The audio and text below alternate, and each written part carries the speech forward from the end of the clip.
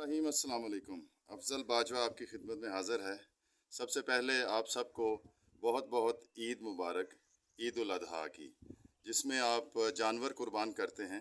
ये हज़रत इब्राहीम अलैहिस्सलाम की सुन्नत है, जिन्होंने ख्वाब देखा मुसलसल 3 दिन कि वो अपने बेटे को ज़िबा कर रहे हैं। तो उन्होंने पहले दिन बहुत ज़्यादा ऊँट ज़िबा करवाए और फिर वही ख्वाब देखा। अगले दिन फिर उससे भी ज़्यादा ऊँट ज़िबा करवाए। फिर वही ख्वाब उनको आया कि अपने बेटे को हज़रत इस्माईल अलैहिस्सलाम को ज़िबा कर रहे हैं। तो बिलाखिर वो गए और अपने बेटे को लिया और अपनी आँखों पे पट्टी बांध के उसके गले पे छुरी चला दी। तो ये अल्लाह की कुदरत थी कि उसने, अल्लाह पाक कुरान पाक में फ़रमाते हैं कि हमने एक अज़ीम ज़बी के इवज़ इस्माईल को बचा लिया। अगर उस दिन हज़रत इस्माईल के जो हैं वो ना बचा लिए जाते अल्लाह की कुदरत से, तो आज तक जो हज़रत इब्राहीम की हम सुन्नत करते हैं कि जानवर ज़िबा करते हैं, तो हम अपने बेटे ज़िबा कर रहे होते। तो इसलिए जब आप जानवर ज़िबा करते हैं तो आप उसी जज्बे और उसी खुज़ू व खुशू से ज़िबा करें कि जैसे अपने बेटे को ज़िबा कर रहे हैं। इसीलिए कहा जाता है कि खूबसूरत जानवर और प्रेफरेबली आप उसको पालें अपने घर में और उसके बाद ज़िबा करें।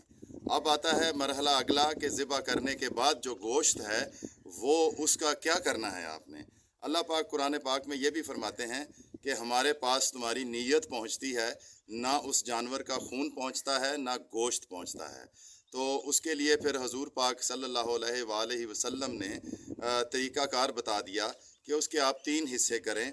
एक जो है वो अपने ख़ुद खाने के लिए इस्तेमाल करें, दूसरा हिस्सा जो है वो अपने अज़ीज़ व अकारब में, अपने रिश्तेदारों में, दोस्तों में दें, अपने हमसायों में दें, और उसके बाद तीसरा हिस्सा जो है वो नादार और गरीब लोग जो हैं, जो पूरा साल गोश्त ख़रीद कर खाने की तौफ़ीक नहीं रखते, उनको दें, ताकि हर कोई जो है वो उस कुर्बानी से मुस्तफ़ीद हो। और उसके बाद जो सबसे अहम मरहला है वो आखिरी मरहला है कि जो आपने गोश्त तो कुर्बानी के जानवर का अलहदा कर लिया, लेकिन जो उसके फजलाजात हैं, जो उसकी आंतें हैं, उसकी खाल है, उनको आपने कहाँ देना है। तो खाल के बारे में भी ये कहा जाता है कि जो सबसे ज़्यादा उसका मुस्तहिक है उसको दें, और जो आपने गैर ज़रूरी चीज़ें हैं, ख़ास तौर पे उसकी ओजड़ी है, आंतें हैं, वो कहाँ आपने डंप करनी है। तो इस साल पहली दफ़ा ये देखने में आया है कि हुकूमत पाकिस्तान ने, ख़ास तौर पे रावलपिंडी इस्लामाबाद की एडमिनिस्ट्रेशन ने एयरपोर्ट की सिक्योरिटी के पेश नज़र एक ऑर्डर जारी किया है कि आप जो आंतें वगैरह हैं, ओफल हैं, उनको सरेआम ऐसे मत फेंक दें। उसके ऊपर जानवर जमा होते हैं, ख़ास तौर पे परिंदे, उस जो जिनका के जहाज़ों से टकराने का ख़दशा है। तो जहाज़ों से टक्कर परिंदों की होने के पेश नज़र ये ऑर्डर किया गया है कि आप ये जो बाकियात हैं कुर्बानी के जानवर की, उनको किसी जगह मिट्टी के अंदर दबाएं, या जो हुकूमत ने डेजिग्नेटेड पॉइंट्स बनाए हैं, जो उसके लिए मुख्तस किए हैं मुकामात, वहाँ पे आप उनको डंप करें, ताकि वहाँ से जो गवर्नमेंट के अहलकार हैं वो उसको प्रॉपर जगह पे जाके डंप करें। लेकिन हमारे यहाँ हर साल यही देखने में आता है कि ये इस दफ़ा तो सिक्योरिटी के पेश नज़र ये किया गया है। इवन हुकूमत ने भी इस चीज़ की तौफीक नहीं की कि शहरियों से ये कहे कि इनका ना सिर्फ सिक्योरिटी के लिए जो फ़ज़ाई सिक्योरिटी है उसमें मसला आ सकता है, बल्कि आपकी अपनी ज़िंदगी भी अजीरन होती है। आप हर साल देखते हैं, ख़ास तौर पे गुंजान आबादियों में जब आप जाते हैं, तो उसी की वजह से एक पूरा ताफुन फैल जाता है शहर के अंदर, और जहाँ से आप गुज़रते हैं गंदी स्मेल, आपको पता है कि वो जो कुर्बानी के जानवर की बाकियात होती हैं, ये इस गर्मी में आप जहाँ भी फेंकेंगे तो उससे शदीद स्मेल जो है वो क्रिएट होती है, और वो पूरे इलाके को घेर लेती है, और वहाँ से गुज़रना महाल हो जाता है। इसलिए ये हुकूमत से बढ़कर हमारी अपनी हर किसी की ज़िम्मेदारी है कि हम जो हैं कुर्बानी के जानवर की जो बाकियात हैं, जो उसके फालतू उसके अज़ा हैं, उनको आप ऐसी जगह पे या तो मिट्टी के नीचे उसको दबा दें, या इस जगह पे फेंकें जहाँ पे हुकूमत ने वो मुकामात मुख्तस किए हुए हैं। جب ہم اس طرح سے ان چیزوں کو بھی پھینک دیتے ہیں اور صفائی کا خیال نہیں رکھتے تو قربانی کا جو مقصد ہے وہ فوت ہو جاتا ہے. جیسے ہم نے پہلے آپ کو عرض کیا کہ اللہ پاک یہ کہتے ہیں کہ آپ کے پاس نیت پہنچتی ہے. تو نیت کی جب بات آتی ہے تو نیت میں یہ کہا جاتا ہے کہ جو نصف ایمان ہے وہ صفائی ہے. تو صفائی وہ والا نصف ایمان ہے. اگر آپ کوئی عمارت کھڑی کرتی ہیں تو اس کا جو پہلے کا نصف حصہ ہے وہ اس کی بنیادیں ہوتی ہیں. تو جب آپ کی بنیادوں میں صفائی نہیں ہے، گندگی ہے، تو پھر آپ کی جو صاف نیت ہے اس کا بھی کوئی فائدہ نہیں ہوتا. اب آگے بڑھتے ہیں تو آپ سے تھوڑا سا خبروں کا سلسلہ شیئر کرتے ہیں. تو خبروں میں یہ چل رہا ہے کہ حکومت کو جو بجٹ پاس کرانے میں مشکلات پیش آ رہی ہیں وہ نہ صرف اتحادیوں کی احتجاج کی وجہ سے، بلکہ ماہرین نے جو کہا ہے کہ جو آپ نے آئی ایم ایف کا پریسکرائبڈ بجٹ ٹھونک دیا ہے تو آئی ایم ایف کے پاس معروضی حالات نہیں ہیں کہ پاکستان کے اندر جو لوگوں کی پرچیزنگ پاور ہے وہ کس لیول پہ ہے، لوگ جو ہیں ان کی انکم کا لیول پہلے سے امپروو ہوا یا نہیں ہوا. تو آپ نے جو سٹیگنیٹڈ ایک اکانومی ہے اس کے اوپر ایڈیشنل ٹیکسز بھی لگائے ہیں، اور جو پہلے لگے ہوئے ٹیکسز تھے جو پہلے سے لوگ دے رہے تھے، جو میجورٹی ٹیکس پیئر ہیں وہ تنخواہ دار طبقہ ہے.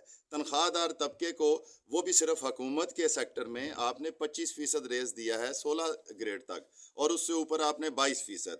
تو جب وہ کیلکولیٹر سے اپنی تنخواہ کیلکولیٹ کر رہے ہیں خاص طور پہ سرکاری ملازمین، تو وہ یہ کہتے ہیں کہ 25% کا اضافہ جو ہے اس سے زیادہ تو ہمارے اوپر ٹیکس کی شرح بڑھا دی گئی ہے، کیونکہ جو اوپر کی سلیبز ہیں ان کا 5% تک کا ٹیکس کا اضافہ ہو گیا ہے. یعنی جس کی 20% ٹیکس تھا اس کی 25% ٹیکس کر دیا گیا ہے.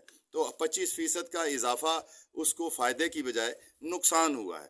دوسرا نقصان یہ ہوتا ہے، یہ جو آپ ایڈہاک ریلیف سرکاری ملازمین کو دیتے ہیں تو پورے جو معاشرہ ہے اس کے اندر ایک وائب پھیل جاتی ہے، ایک لہر پھیل جاتی ہے کہ تنخواہیں بڑھی ہیں اس لیے چیزوں کی قیمتیں بڑھا دیں. تو اس طرح جا کے جو تنخواہوں میں اس طرح کا ایڈہاک اضافہ ہے وہ انفلیشن میں مزید اضافے کا باعث بنتا ہے. یہی وجہ ہے کہ جو آپ کی آئی ایم ایف ہے اور کریڈٹ ریٹنگ ایجنسی ہے انہوں نے یہ ایک ہی بات کا اظہار کیا ہے کہ یہ جو بجٹ حکومت پاکستان نے دیا ہے اس کی وجہ سے سٹیگنیشن ہونے کا خطرہ ہے. سٹیگنیشن کا مطلب یہ ہے کہ اکانومی جو ہے وہ جمود کا شکار ہو جائے گی، جس کا پہلے ہی سائیکل جو ہے وہ مشکل سے چل رہا ہے. تو اگر اکانومی نہیں چلے گی تو آپ کیسے زیادہ ٹیکس حاصل کر سکیں گے، کیسے آپ جو 17,000 ٹریلین کا ٹارگٹ ہے وہ کیسے پورا کریں گے.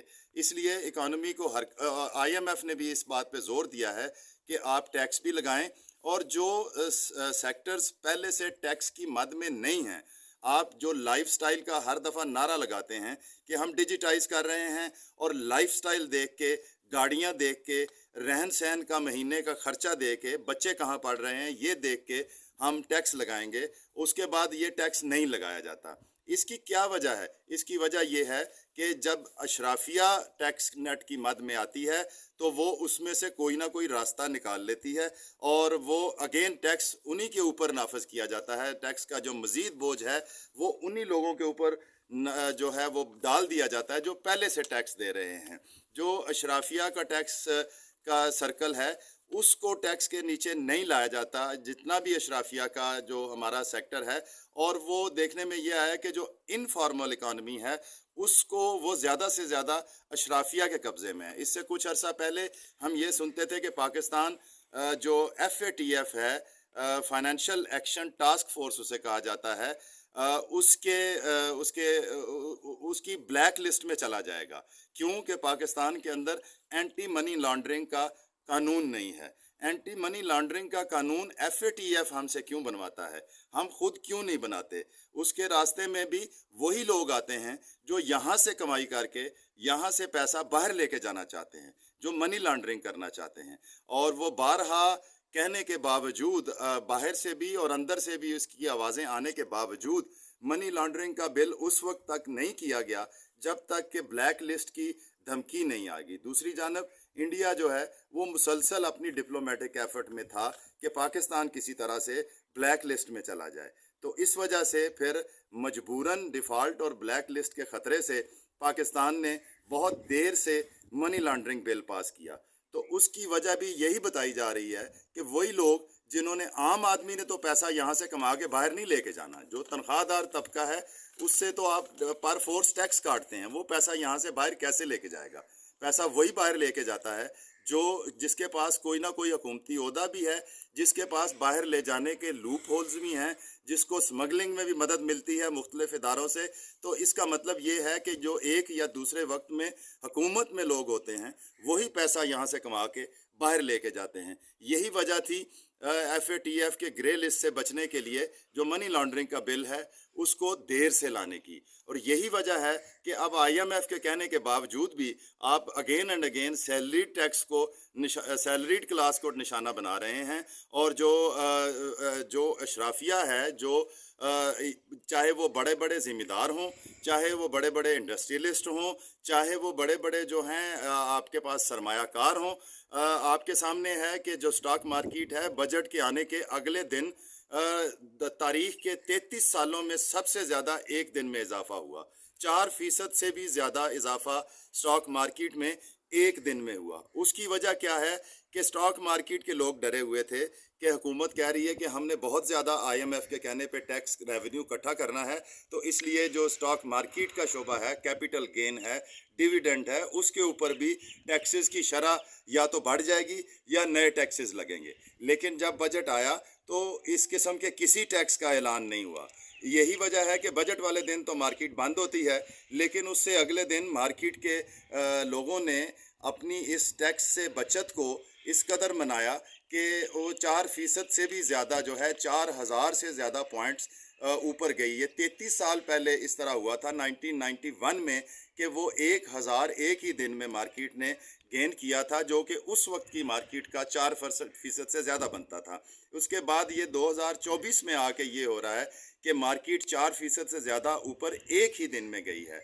लेकिन चूँकि इकॉनमी के फंडामेंटल स्ट्रॉन्ग नहीं हैं तो मार्केट वहाँ स्टे नहीं कर सकी। और हत्ता कि जो फॉरेन इन्वेस्टर हम पहले से आपको बताते आ रहे हैं कि वो नेट बायर थे, आखिरी दिन उन्होंने भी जो है वो बेचने के पे इक्तफा किया और जो अवेलेबल प्रॉफिट उनको मिला, जुमे को जब मार्केट क्लोज हुई एक लंबे वीकेंड के लिए जिसमें ईद की छुट्टियां भी आ रही थीं, और उसके बाद सिर्फ 2 दिन के लिए वो मार्केट खुलेगी अब आइंदा हफ्ते में, ईद वाले हफ्ते में, जुमेरात और जुमे को, क्योंकि पीर, मंगल और बुध की ईद की छुट्टियां हैं। तो इससे जब लंबा वीकेंड होता है तो जो ट्रेडर्स हैं वो अवॉइड करते हैं एक लंबी पोजीशन लेने के लिए।